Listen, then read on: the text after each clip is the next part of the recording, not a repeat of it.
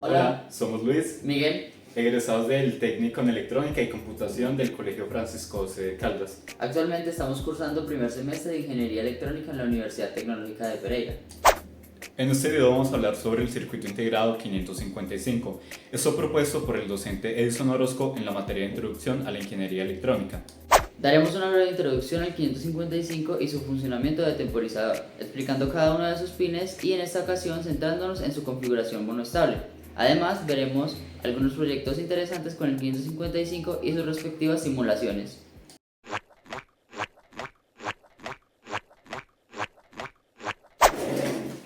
Este es el LM555. Es un circuito integrado el cual tiene función de temporizador. Este genera señales temporales con mucha estabilidad y precisión. Esto es importante porque permite que pueda ser utilizado en múltiples circuitos y tiene un control del tiempo, tales como temporizadores, generadores de señales, relojes, retardadores, etc. Dime, Miguel, ¿qué más hay que hablar del LM555?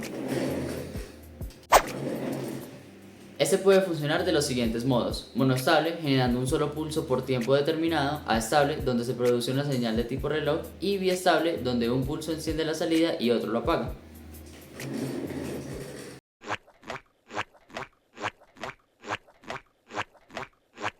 Ahora veamos el funcionamiento de cada uno de los pines del 555.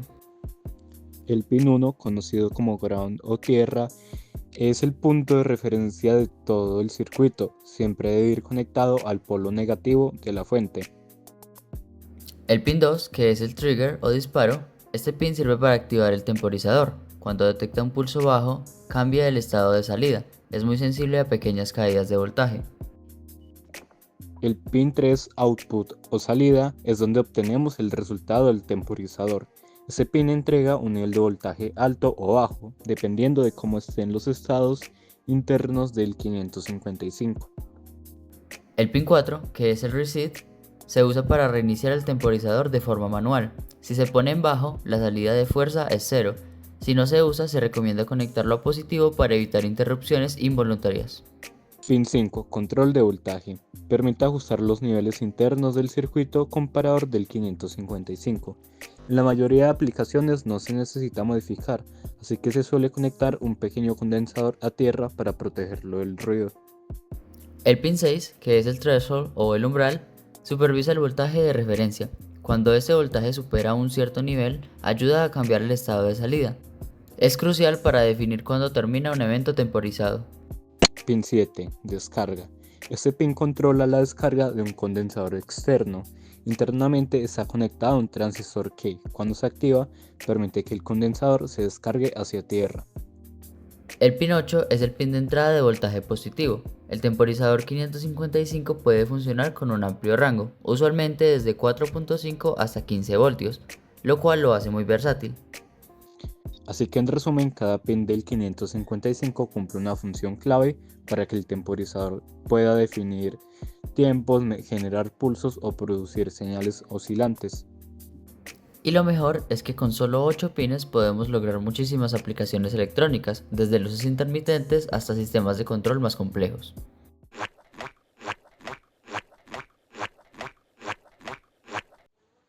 Ahora veremos a profundidad el funcionamiento del modo monoestable del LM555. Veremos cómo es este internamente y cómo es todo su proceso.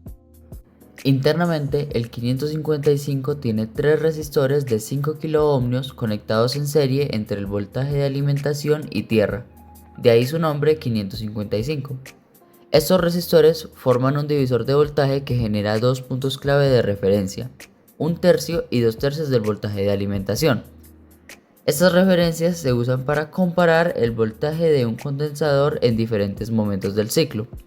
Luego encontramos dos comparadores. El primero compara el voltaje del condensador con 2/3 del voltaje de alimentación. El segundo lo compara con 1/3 del voltaje de alimentación.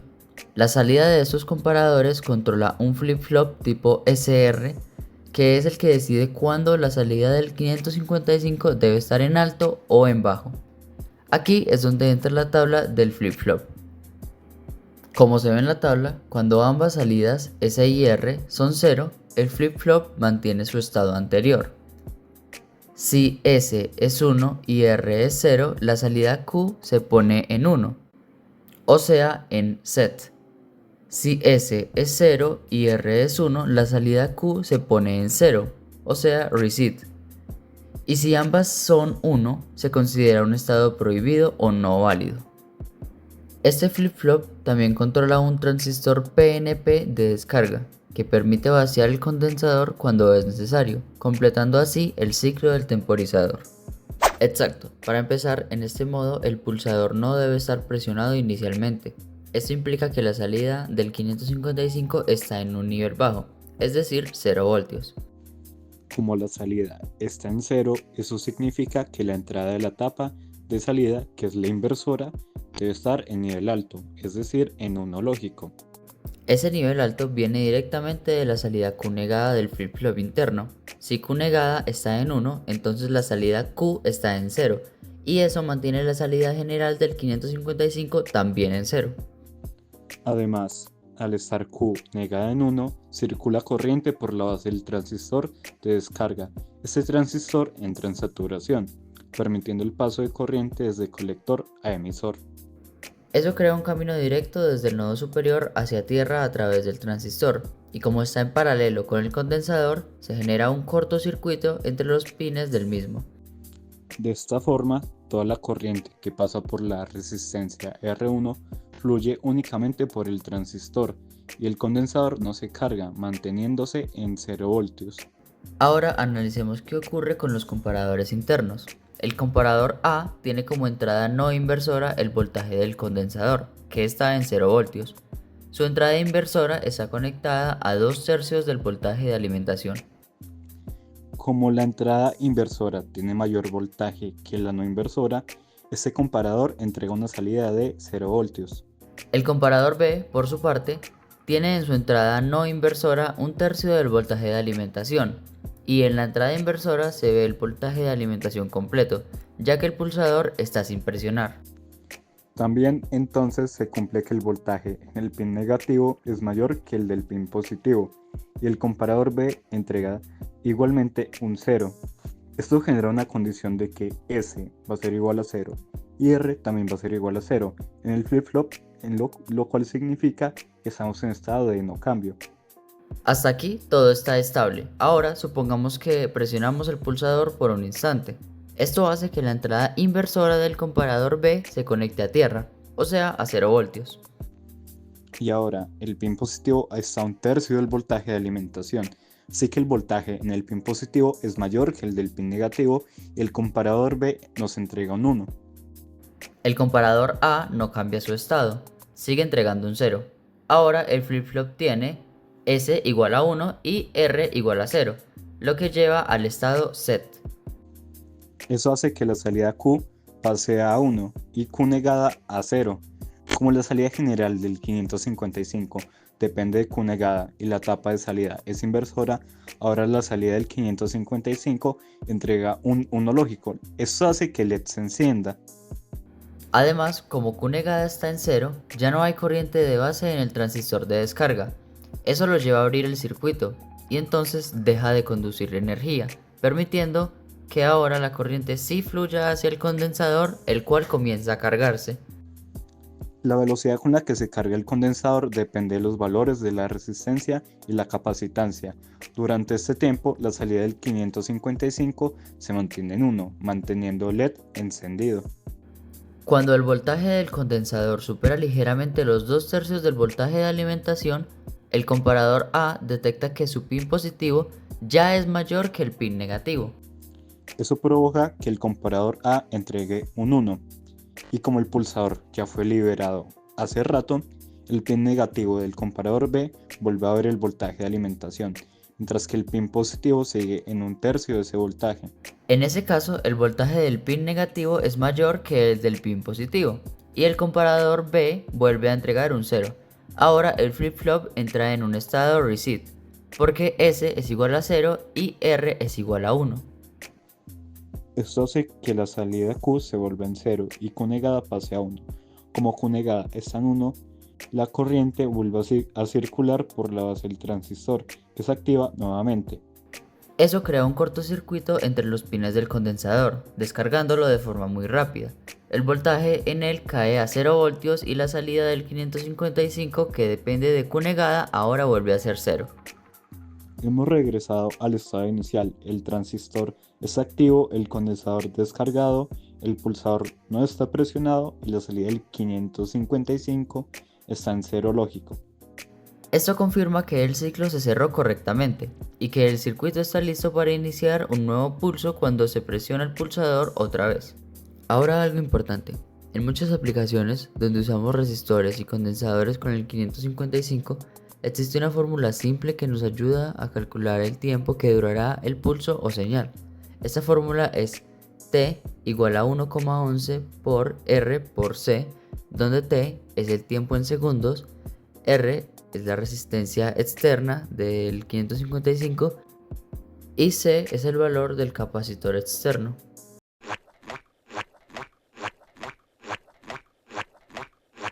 A continuación mostraremos unos ejemplos en físico con el LM555. Aquí tenemos un temporizador variable. Este funciona similar al explicado anteriormente. Lo único que cambia es que en lugar de una resistencia fija, agregamos un potenciómetro, que lo vemos acá. Entonces le damos al pulsador y vemos que el LED se enciende. Pero si variamos el potenciómetro, vemos que varía el tiempo encendido del LED. Esto lo podemos medir el tiempo con la fórmula que mostramos anteriormente con la explicación. Ahí tenemos el potenciómetro al máximo y es con el tiempo que más tarda.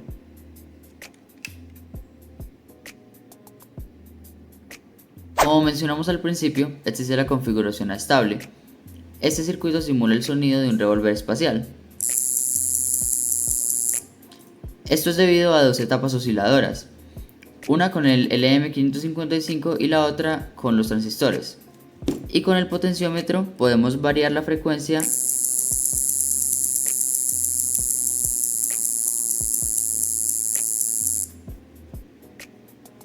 Este circuito funciona también con el modo estable, con dos etapas osciladoras con dos LM555, produciendo el sonido de una sirena de policía acompañado de dos LEDs, uno rojo y otro azul.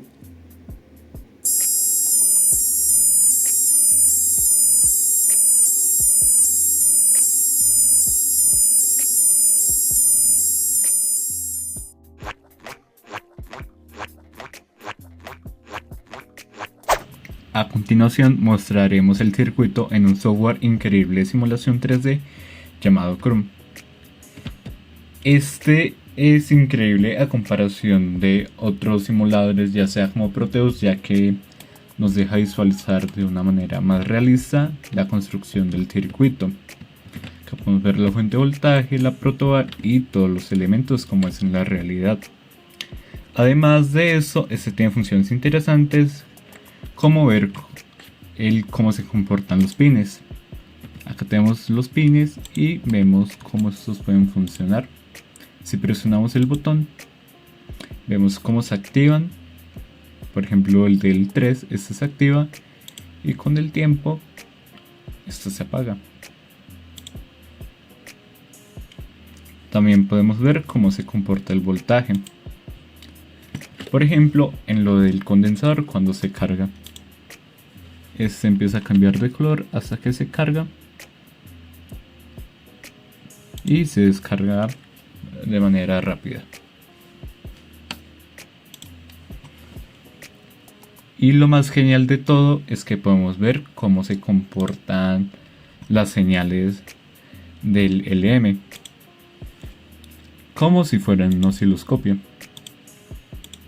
Aquí tenemos la señal de pulso negativo del pin número 2. A continuación veremos la del pin número 3,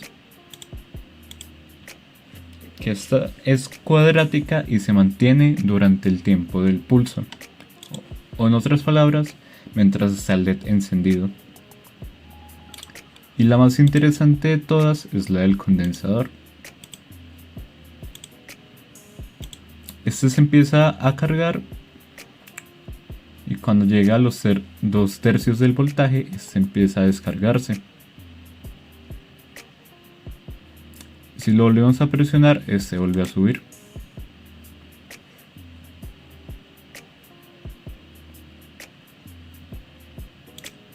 El circuito funciona igual que en la realidad, ya que si variamos el potenciómetro, el tiempo de encendido del LED varía. Acá está en lo más bajo, y si lo subimos, este aumenta.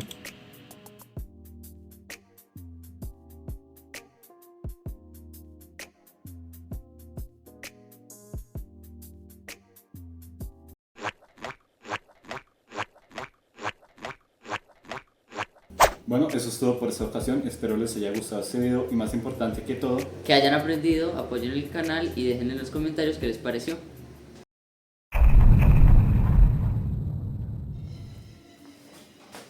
¿Esto qué es? Esto es Miguel, ¿qué es No, esto? no, no, eso es para un próximo video. Life could be a dream if I could take you up in paradise up above. If you would tell me I'm the only one that you love, life could be a dream. Pero con... A ver, dale con cualquiera. Ahora sí. Sí. Bueno, entonces, corte. En esta ocasión centrándonos en su configuración monoestable. Nada. En esta ocasión centrándonos en su configuración monoestable.